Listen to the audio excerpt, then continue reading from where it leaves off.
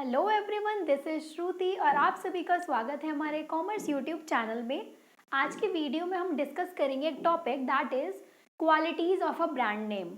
जब भी हम कोई ब्रांड का नाम रखते हैं, कोई भी कंपनी है कोई किसी भी ब्रांड का नाम रखती है, तो क्या क्या चीज़ें उसको ध्यान में रखनी चाहिए उस ब्रांड नेम को डिसाइड करते हुए, और ब्रांड नेम की क्या क्या क्वालिटीज़ होती हैं वो हम इस वीडियो में डिस्कस करेंगे। और उसके बाद एक और छोटा सा टॉपिक है that is advantages of brand name. ठीक है, ब्रांडिंग का टॉपिक हमने स्टार्ट किया हुआ था, तो ये दो टॉपिक्स जो कि छोटे छोटे से टॉपिक्स हैं, इन्हें हम इस वीडियो में कवर कर देंगे। ठीक है, तो सबसे पहले स्टार्ट करते हैं हम the qualities and features of a good brand name. अब ब्रांड नेम मैंने आप लोगों को बताया था वो नाम जिससे हम किसी ब्रांड को बुलाते हैं। हर एक पर्सन का एक नाम होता है, उस नाम से हम उसे बुलाते हैं। तो इसी तरह से हर एक ब्रांड का भी एक नाम होता है, उसी नाम से उसको बुलाया जाता है, that is known as brand name. एक स्पेशल नाम दे देना किसी भी प्रोडक्ट को। क्लियर है? उसके बाद देखिएगा qualities and features of a good brand name. अब एक ब्रांड नेम है वो कैसा होना चाहिए, क्या क्या क्वालिटीज होनी चाहिए एक ब्रांड की, वो इस वीडियो में आपको बताती हूँ। देखिए फर्स्ट पॉइंट है यहाँ पर शॉर्ट एंड सिंपल।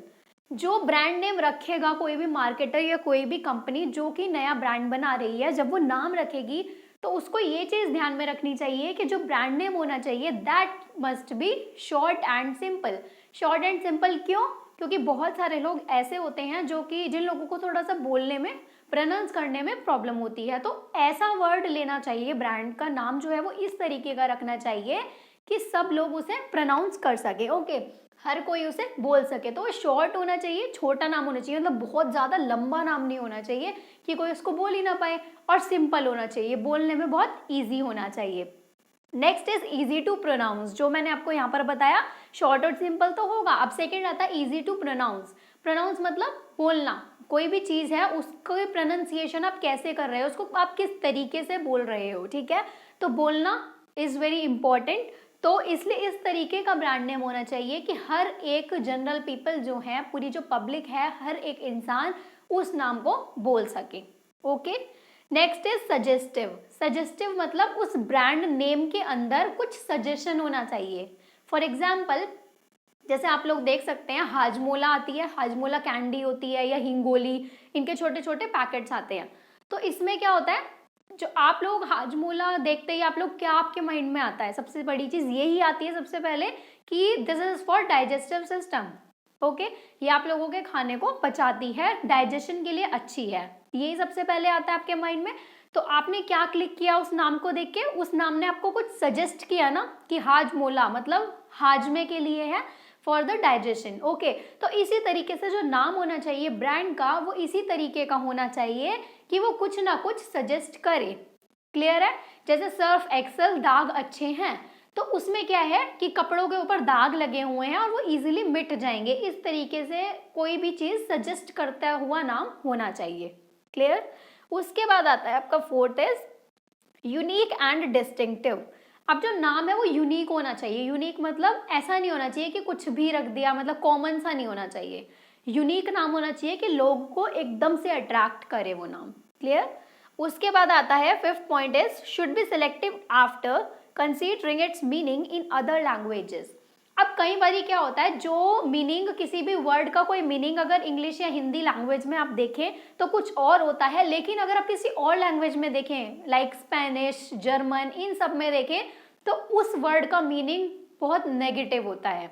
ठीक है, तो इस तरीके की मतलब नाम रखते हुए, ब्रांड का नाम रखते हुए सबसे पहले अदर लैंग्वेजेस में भी देखना चाहिए कि जो नाम हम रख रहे हैं उसका मीनिंग कुछ गलत तो नहीं है, क्योंकि पूरी public that means all over the world आप लोगों का जो मार्केटर है उसका सामान जो है वो खरीदा जाएगा।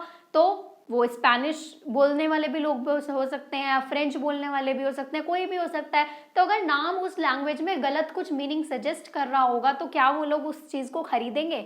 नहीं खरीदेंगे। इसलिए ब्रांड नेम को डिसाइड करने से पहले अदर लैंग्वेजेस में भी उस वर्ड का मीनिंग देख लेना चाहिए कि कुछ गलत वे में तो नहीं है। ओके, उसके बाद आता है नॉट कॉपीड। अब जो ब्रांड नेम है वो कॉपीड नहीं होना चाहिए, मतलब किसी और कॉम्पिटिटर ने या किसी और कंपनी ने ऑलरेडी उस ब्रांड नेम का कुछ ना प्रोडक्ट बनाया हुआ हो, इस तरीके का होना चाहिए कि बिल्कुल ही डिफरेंट होना चाहिए। आप किसी का कॉपीड ब्रांड नेम नहीं रख सकते, that is the rule, okay. क्योंकि कॉपीराइट होता है, लीगल कॉपीराइट, जिससे मैंने आपको लास्ट टाइम बताया था वीडियो में ट्रेड मार्क के बारे में और ब्रांड मार्क के बारे में। तो वही चीज़ है, लीगल प्रोटेक्शन होती है, उसके खिलाफ कंप्लेंट भी हो सकती है, इसलिए कॉपीड नहीं होना चाहिए। तो ये 6 पॉइंट्स हैं कि किस तरीके का ब्रांड नेम होना चाहिए या ब्रांड नेम की क्या क्या क्वालिटीज होनी चाहिए। तो short and simple, easy to pronounce, suggestive, unique and distinctive, should be selected after considering its meaning in other languages and not copied. Okay तो ये है हमारी क्वालिटीज या फिर फीचर्स भी बोल सकते हैं आप ब्रांड नेम के। Okay, now come to the next topic, that is advantages of brand. अब अगर हम बात करें ब्रांड नेम की एडवांटेजेस के लिए, तो एडवांटेजेस किस किस के लिए हो सकती है? मार्केटर के लिए अलग हो सकती है और कस्टमर्स के लिए अलग हो सकती है। तो हम दोनों के पॉइंट ऑफ व्यू से यहाँ पर देखेंगे कि ब्रांडिंग जो है, ब्रांड नेम जो है, उसकी क्या क्या एडवांटेजेस है, मार्केटर के लिए अलग और कस्टमर के लिए अलग। ओके, तो सबसे पहले हम देख रहे हैं मार्केटर के लिए।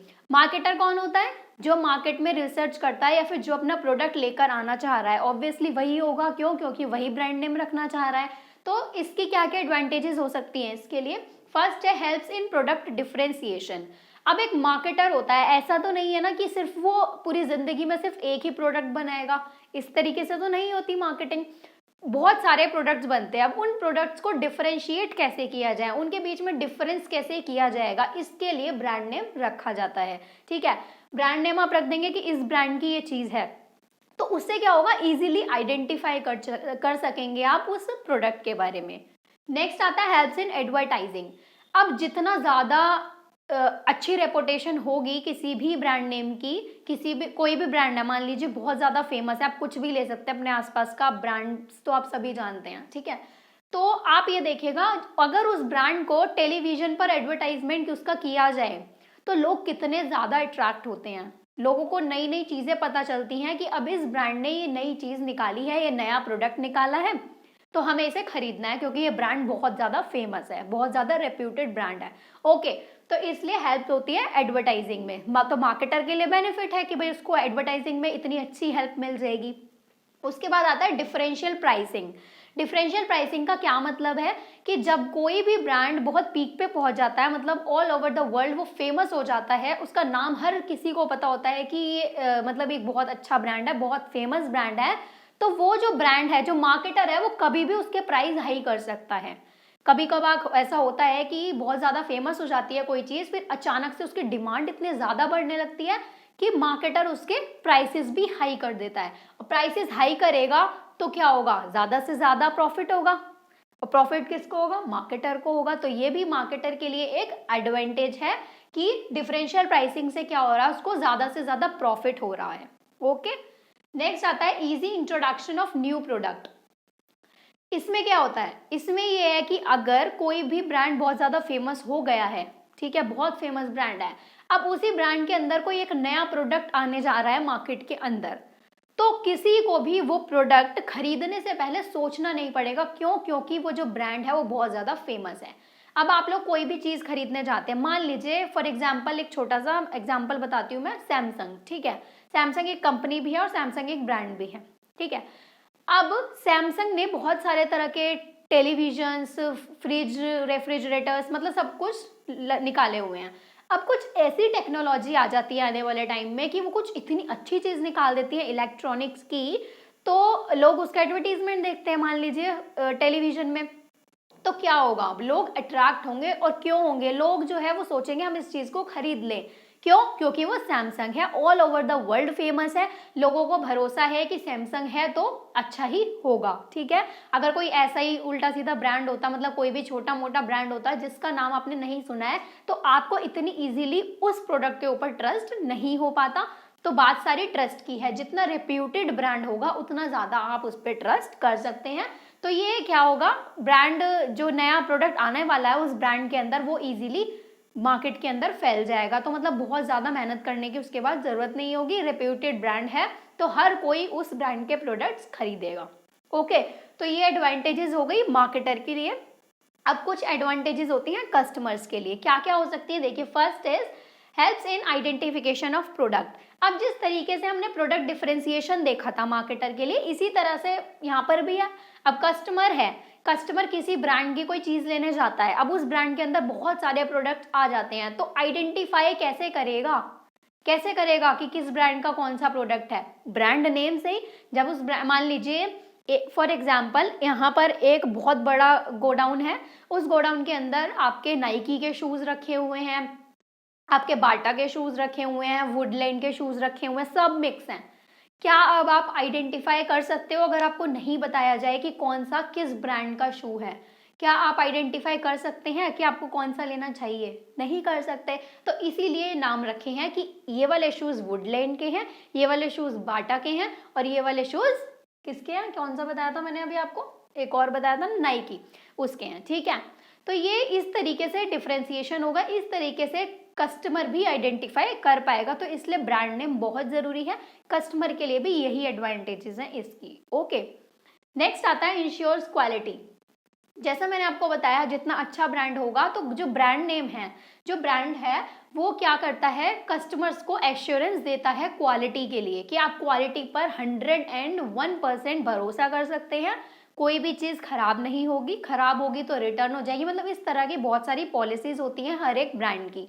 ठीक है, तो एंश्योर्स क्वालिटी। अब जब कस्टमर है, उसको पता है कि क्वालिटी बहुत अच्छी होगी इसकी, तो क्या होगा, कस्टमर उसी को खरीदने के लिए ईगर रहेगा। तो ये भी एक एडवांटेज है कस्टमर्स के लिए कि उनको जो ब्रांडेड प्रोडक्ट्स हैं उनमें बहुत अच्छी क्वालिटी मिलती है। ओके, अगर आप नॉर्मली ऐसे ही आर्टिफिशियल कुछ भी लेने चले जाओ जो कि नॉर्मल प्रोडक्ट्स हैं, लोकल प्रोडक्ट्स हैं, तो क्या उनकी क्वालिटी आप लोगों को सूट करती है? नहीं करती। इसीलिए लोग प्रेफर करते हैं कि ब्रांडेड चीजें खरीदें।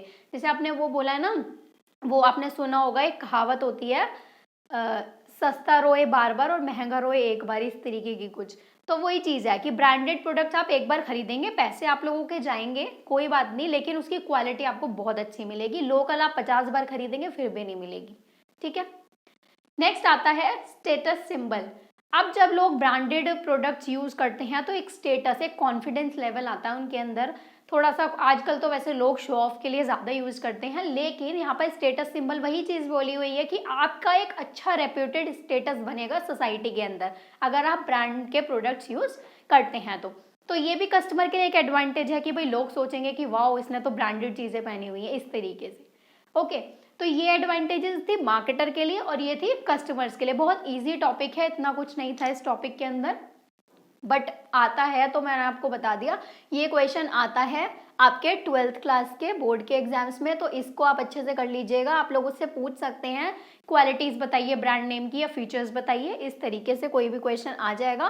तो आपको पता होनी चाहिए कि क्या क्या क्वालिटीज हैं, जनरली भी पता होनी चाहिए। और पीजीटी कॉमर्स के जितने भी एग्जाम्स हैं उनके लिए ये सारी प्लेलिस्ट मेरी बहुत अच्छी तरीके से देख लेना, एक एक वीडियोज देख लेना, क्योंकि ये टॉपिक्स आए हुए हैं जो सब मैं आपको लाइन वाइज करा रही हूँ। मार्केटिंग की सीरीज अभी चल रही है हमारी, तो आई होप आप सभी को समझ आ गया होगा ये पूरा आज का टॉपिक। अगर आप लोगों को समझ आ गया है तो मुझे कमेंट सेक्शन में ज़रूर बताएं कि आपको वीडियो कैसी लगी, और ज़्यादा से ज़्यादा अपने फ्रेंड्स के साथ शेयर करें। फिर मिलते हैं हम अपनी नेक्स्ट वीडियो में। Thank you.